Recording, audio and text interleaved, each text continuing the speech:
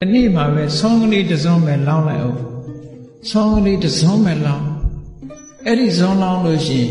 ဒီကနေ့တစ်စုံလောင်းတယ်နေ့ပြန်ကတစ်စုံလောင်းတယ်တလပြည့်တဲ့အခါကျတော့ဇွန်ပေါင်း30ဖြစ်သွားပြီလေဟောနှစ်စဉ်တွက်လိုက်မယ်တစ်နှစ်လုံးချိန်ပြီးတော့လောင်းလိုက်မယ်ဆိုရင်ဇွန်ပေါင်း365ဆုံးဖြစ်သွားနေတဲ့ကုသိုလ်တွေလားအဲ့ဒီကြလို့ရှိရင်နော်တယောက်စာမကဘူးနှစ်ယောက်စာမကဘူးကုသိုလ်ကောင်းမှုတွေကအများကြီးဖြစ်လာတယ်